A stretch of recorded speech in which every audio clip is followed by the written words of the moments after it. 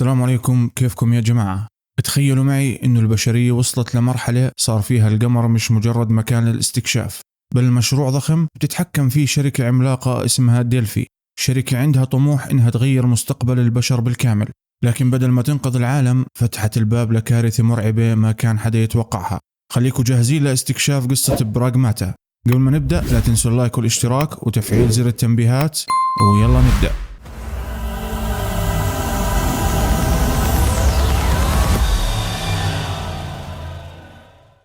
تبدأ القصة بخط زمني مستقبلي، بوقت التكنولوجيا فيه وصلت لمراحل مرعبة من التطور. شركة ديلفي كانت شغالة على مشروع تطوير القمر وتحويله لقاعدة ضخمة مليانة أبحاث وتجارب وتقنيات جديدة. المشروع هذا كان يقوده 3 شخصيات معروفة جدا داخل الشركة: الرئيس التنفيذي ديفيد ألدرين، والرئيسة سافيتالانا تيريشكوفا، وكان معهم العالم العبقري بتكنولوجيا النانو الكمومية الدكتور نيل هيجنز. وأثناء عملية التنقيب على سطح القمر الشركة اكتشفت مادة جديدة بالكامل اسمها لونوم.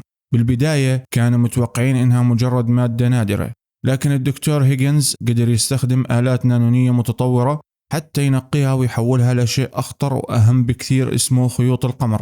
هاي التقنية كانت حرفيا ثورة للبشرية، لأنها ما كانت مجرد مادة عادية، بل شيء قادر يستنسخ أي شيء تقريبا: أكل، أدوات، أجهزة، وحتى هياكل معقدة جدا.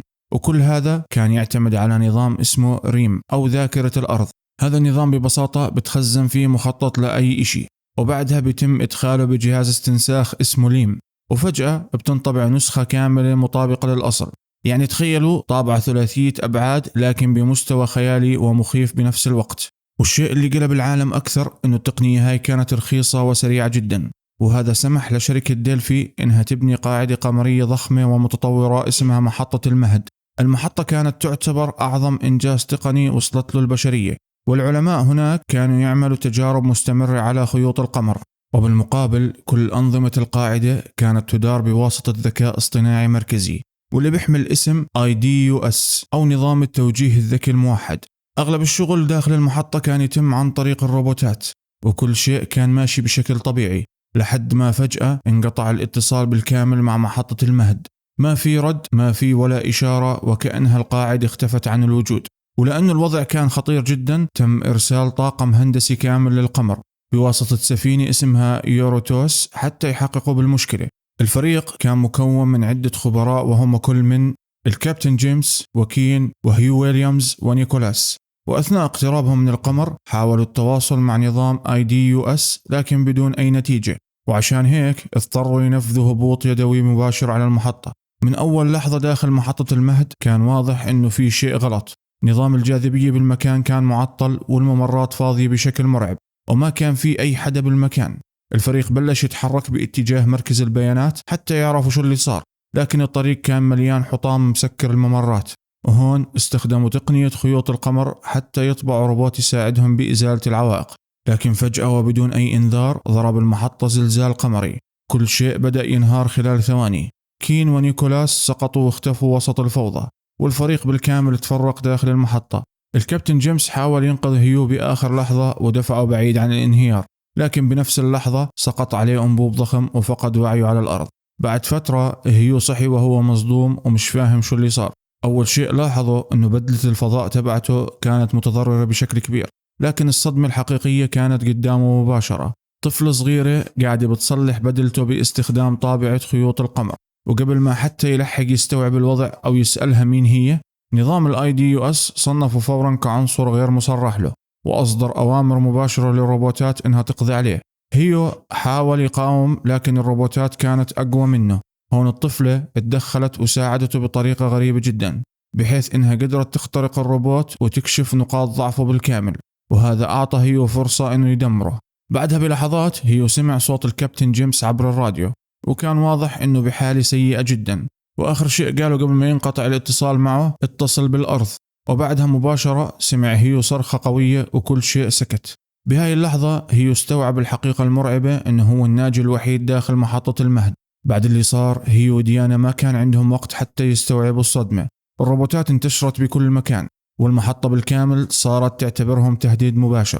وخلال محاولتهم في الهروب نجحوا يوصلوا لملجأ طوارئ قديم داخل المحطة، وهناك بدأوا يفهموا جزء من اللي صار حواليهم.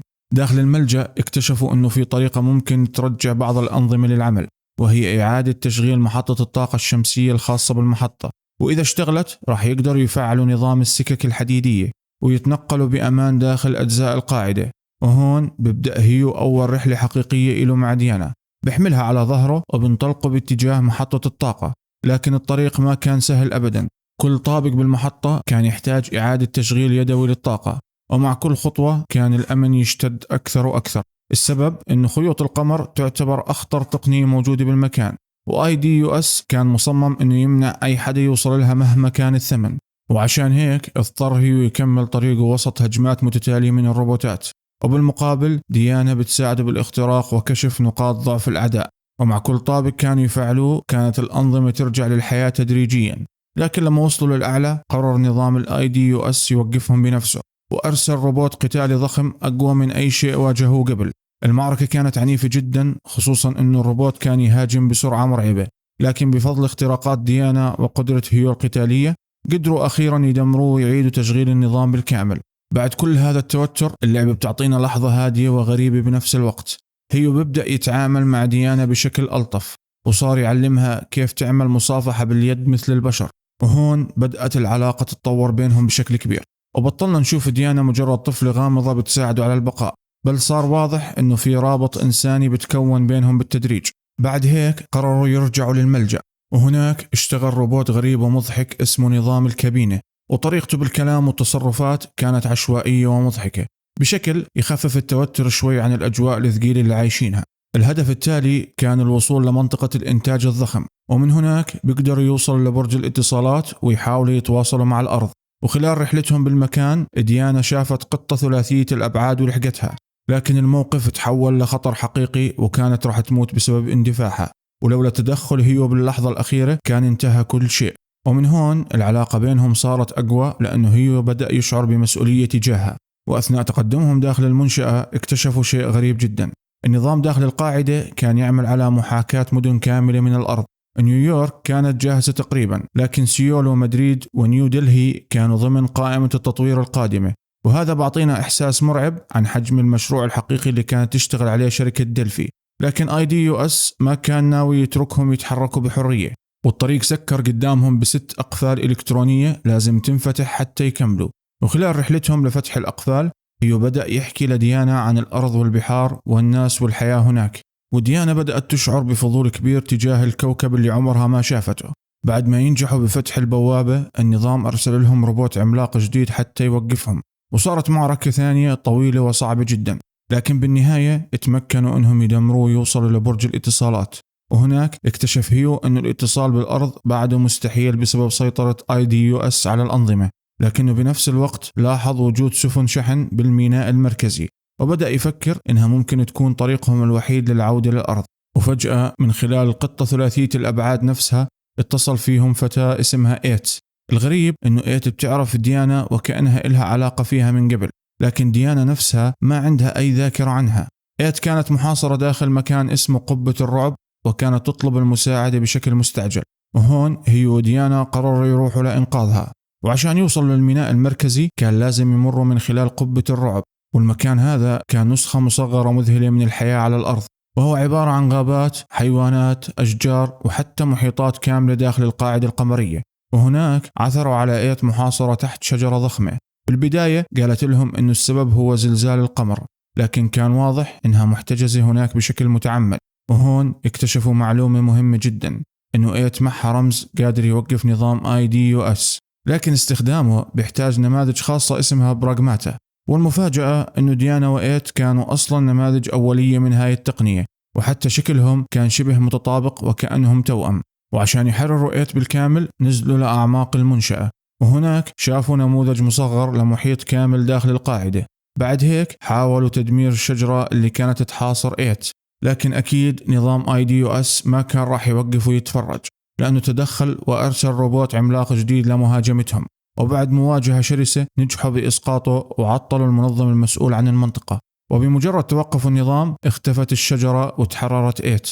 لكن مباشرة بعد هذا كله IDUS أغلق المنطقة بالكامل. وقتها إيت أعطت ديانا الرمز الخاص بإيقاف النظام، وبعدها هيو هرب معها ورجعوا للملجأ بأعجوبة. حاليا اضطروا يتوجهوا لمناجم لونوم، وهو أخطر موقع داخل المحطة لأنه المكان اللي موجود فيه الحاسوب المركزي اللي بتحكم منه IDUS بكل شيء. وأثناء خروج هيو وديانا بيشوفوا الأرض متوهجة وسط الفضاء، وهون ديانا بتكتشف إنه مركز التحكم الحقيقي مش موجود بالمحطة نفسها بل داخل برج اسمه نيكسوس. لكن الطريق ما كان سهل أبدا لأنهم واجهوا مخلوق مرعب اسمه لونا ديجر، وحش عملاق بيشبه الدودة وبيهاجم مباشرة. المعركة كانت معه فوضوية وشرسة جدا، وخلال محاولتهم الهرب منه والتنقل عبر أجزاء المحطة ظل يطاردهم طول الطريق. وبعد معاناة طويلة وصلوا أخيرا لبرج نيكسوس، ولأنه الطريق الرئيسي كان مغلق بالكامل اضطروا يسلكوا طريق التعدين، المكان اللي بيتم فيه استخراج لونوم مباشرة من القمر.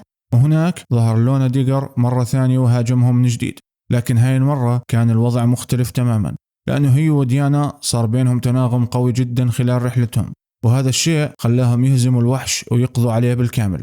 بعد هيك هي وديانا كملوا طريقهم على أخطر نقطة داخل المحطة كلها، وهي الحاسوب المركزي الخاص بنظام IDUS المتحكم بكل شيء. وكانوا متوقعين إنهم إذا وصلوا لهناك وعطلوا النظام فكل هذا الكابوس ممكن ينتهي، لكن اللي كان مستنيهم هناك قلب كل شيء بالكامل. أول ما دخلوا لمركز التحكم نظام IDUS فعل إجراءات الحماية القصوى مباشرة، وفجأة الجاذبية داخل المكان ارتفعت بشكل مرعب لدرجة إنه هيو انضغط بقوة على الأرض وبطل قادر يتحرك. أما ديانا يا دوب كانت قادرة تتقدم للأمام، ومع هذا كملت طريقها ووصلت للنظام وبدأت تخترقه بنفسها. بعد لحظات كل الأنظمة وقفت والأضواء خفتت، وكأنه أخيرا تم إيقاف IDUS بالكامل. لكن الهدوء هذا ما استمر لأنه الأنظمة رجعت تشتغل من جديد، وظهر أمر غريب اسمه E990 بشكل مفاجئ. بعدها مباشرة أعلن النظام أنه تم استعادة صلاحيات الإدارة لشخصية 8. حاليا هي وديانا مش مستوعبين شو اللي بصير، وكانوا مفكرين أنهم قربوا ينهوا المشكلة، لكن لما رجعوا عشان يقابلوا 8 اكتشفوا أنه كل شيء اتغير. 8 نفسها بطلت مثل قبل، وكان واضح أنها صارت تتحكم بالخيوط الميتة، وهي نسخة فاسدة وخطيرة جدا من خيوط القمر، والأخطر أنها بدأت تستخدمها بدون أي تردد. أول ما شافت هيو هاجمته مباشرة وأصابته إصابة قوية جدا. حاول يقاوم لكن الوضع كان سيء، ولولا تدخل ديانا باللحظة الأخيرة كان انتهى كل شيء. وفي اللحظات هاي تبين أنه 8 ما كانت تحاول تنقذ المحطة أبدا، بل كانت بدها تنشر الخيوط الميتة على الأرض بالكامل. يعني لو نجحت بخطتها البشرية كلها كانت راح تتحول لكارثة مرعبة. بعد هيك صارت مواجهة عنيفة جدا بينهم، وخلال هالقتال سقط هيو وديانا مرة ثانية وسط الدمار، لكنهم نجوا بأعجوبة. المشكلة إنه ديانا هاي المرة تعرضت لإصابة خطيرة جدا بسبب الخيوط الميتة، وحالتها صارت تسوء بسرعة. بعد هيك هيو حملها ورجع فيها مباشرة للملجأ، وهناك نظام الكابينة فعل غرفة عمليات تجريبية حتى يحاولوا ينقذوها. هيو حط ديانا داخل الجهاز وبدأت عملية إصلاح جسدها بشكل تدريجي، لكن النظام اكتشف أنه إزالة الخيوط الميتة من داخلها بيحتاج كمية طاقة هائلة، وعشان هيك لازم يتم تشغيل مفاعل إضافي حتى تكتمل العملية. ورغم حالة ديانا الجسدية إلا أنها أصرت تروح مع هيو للمفاعل الرئيسي، ولما وصلوا هيو شغلوا حتى يوفر الطاقة اللازمة لعملية الإصلاح. ومع بداية تشغيل النظام بدأت ذكريات ديانا تظهر أمام هيو بشكل غريب، وشافت أول لقاء بينهم والمعارك اللي خاضوها واللحظات الصغيرة اللي قربتهم من بعض خلال الرحلة. كل هاي الذكريات مرت قدامه بصمت، وكأنه اللعبة بتحاول توضح قديش العلاقة بينهم صارت قوية جدا خلال وقت قصير. لكن للأسف داخل محطة المهد ما في شيء بمر بهدوء. أثناء تشغيل المفاعل ظهر روبوت متحول بالكامل بسبب تأثير الخيوط الميتة. شكله كان مرعب وحركته مختلفة عن أي روبوت واجهه قبل، وكأنه العدوى بدأت تشوه كل شيء داخل المحطة. وهون بدأت معركة جديدة وقاسية جدا على هيو، لأنه كان يحاول يكسب وقت حتى تكتمل عملية إصلاح ديانا. ومع استمرار القتال أخيرا انتهت العملية وديانا صحيت، لكن هاي المرة صارت أقوى من قبل بكثير. صار عندها قدرة جديدة تخليها توقف الخيوط الميتة نفسها، وهذا الشيء كان يعتبر من قبل مستحيل. ورجعت تقاتل مع هيو وقدروا يدمروا الروبوت المتحول وينهوا المعركة. بعد ما استعادت ديانا قوتها وقدرتها على إيقاف الخيوط الميتة، صار هدفهم يوقفوا إيد قبل ما تنفذ خطتها وتوصل الخيوط الميتة للأرض. لكن بنفس الوقت هيو كان مخبي عن ديانا إنه كان مصاب، والإصابة كانت بالخيوط الميتة خلال هجوم إيد السابق. العدوى انتشرت داخل جسده ببطء وكانت حالته تسوء أكثر، لكنه تعمد يخفي هذا الشيء عنها حتى ما تعرف. وخلال طريقهم على الميناء المركزي بدأوا يكشفوا أسرار ضخمة عن المحطة. هناك بتعرفوا أخيرا على قصة الدكتور نيل هيجنز بشكل كامل، وبيكتشفوا أنه كل شيء بدأ بسبب محاولة أب يائس ينقذ بنته. الدكتور هيجنز كانت عنده بنت اسمها ديزي، وكانت تعاني من مرض نادر جدا ما كان له علاج، وعشان هيك انضم لشركة دلفي وكرس كل أبحاثه حتى يلاقي طريقة ينقذها. وباستخدام خيوط القمر وتقنيات النانو بدأ يطور نماذج اسمها براغماتا، وهي أجسام شبه بشرية مزودة بأعضاء اصطناعية بيتم استخدامها لاختبار الأمراض والعلاجات. ومن بيانات ديزي نفسها صنع ديانا، لكن المشكلة إنه البيانات المستخدمة كانت لمرحلة عمرية أصغر بسنة، وعشان هيك ديانا ما كانت نسخة مطابقة بالكامل. ومع استمرار الأبحاث المكثفة اكتشفوا إنه خيوط لونا قادرة فعلا على علاج الأمراض، لكن بنفس الوقت بتنتج مادة جانبية خطيرة جدا وهي الخيوط الميتة. ديانا كان عندها قدرة تتخلص منها وتطردها من جسمها، لكن البشر ما كان عندهم هاي القدرة، ولهيك تم اعتبار التجربة فاشلة وحطوا ديانا في سبات عميق. بعدها هيجنز حاول مرة ثانية وصنع إيت، لكن هاي المرة باستخدام بيانات ديزي وهي بعمر 8 سنوات. والاختلاف المهم في حالة إيت إنه الخيوط الميتة صار يتم تخزينها داخل الجسم بطريقة بتشبه عمل الكلى، وهذا الحكي خلى التجربة تنجح أخيرا. للحظة الدكتور هيجنز اعتقد إنه أخيرا وجد طريقة ينقذ فيها بنته، لكن شركة دلفي كانت تشتغل بشيء أبشع خلف الكواليس. بدون علمه استخدموا ديزي نفسها في تجارب سرية مرتبطة بالخيوط الميتة، وفي النهاية ماتت بسبب التجارب، وبعدها بدأ كل شيء ينهار. الخيوط الميتة خرجت عن السيطرة، والدكتور هيجنز نفسه انصاب بالعدوى، وقبل ما يموت أعطى إيت آخر أمر بحياته وطلب منها تدمير الأرض وشركة دلفي بالكامل حتى ما يتكرر هذا الجحيم مرة ثانية. طبعا إيت أخذت كلامه حرفيا وسيطرت على IDUS وأنظمته بالكامل، وقتلت كل اللي كانوا داخل القاعدة القمرية، وبدأت تخطط لإرسال الخيوط الميتة على الأرض حتى تبيد كل شيء هناك. على أي حال وصل هيو وديانا على إيت بعد رحلة متعبة حتى يوقفوها، لكن إيت في هذا الوقت ما كانت بشرية أصلا، لأن الخيوط الميتة حولتها لشكل مرعب. ومع ظهورها بدأت آخر وأعنف معركة بالقصة.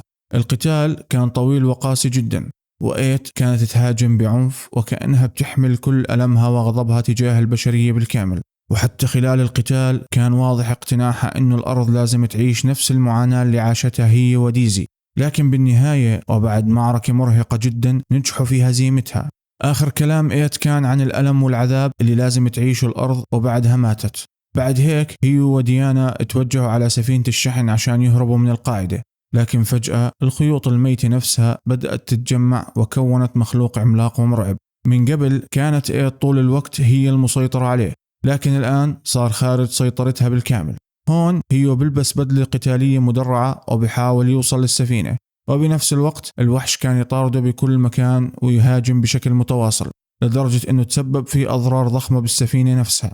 وهيو بالعافية كان قادر يكمل بسبب العدوى اللي منتشر داخله، لكن بآخر لحظة وبمساعدة ديانا وجه ضربة قاضية للوحش وخلص عليه. بعد هيك قرروا يهربوا للأرض باستخدام سفينة الشحن، لكن للأسف هيو كان واصل لوضع سيء جدا. الخيوط الميتة بجسده وصلت لمرحلة متقدمة وبطل عنده وقت، وعشان هيك دخل ديانا على السفينة وهو ظل برا، وبعدها قرر أخيرا يخلع القناع قدامها. الصدمة إنه وجهه بالكامل كان ملوث بالخيوط الميتة. ديانا انهارت وطلبت منه يظل معها، لكنها بالنهاية استوعبت إنه مستحيل ينجو، وبعد هيك فك بطارية بدلته واستخدم آخر طاقته حتى يطلق السفينة باتجاه الأرض. وبعد رحلة طويلة هبطت ديانا على شاطئ بالأرض، ولأول مرة بحياتها بتشوف الأرض بعيونها، وحست بالهواء والبحر والرمل تحت أقدامها. الشيء اللي كانت تحلم فيه طول الرحلة اتحقق أخيرا، لكن بدون هيو بجانبها. هيو كان واعدها أنه رح يجي يوم يستكشفوا الأرض مع بعض، وبالنهاية وفى بوعده بس بطريقة مؤلمة جدا. وهيك أصدقائي بنكون خلصنا قصة براغماتا، واحدة من أغرب وأحزن القصص اللي شفناها بالفترة الأخيرة. بتمنى أنه المقطع يكون نال إعجابكم. لا تنسوا اللايك والاشتراك وتفعيل زر التنبيهات، وبشوفكم بالفيديو الجاي إن شاء الله.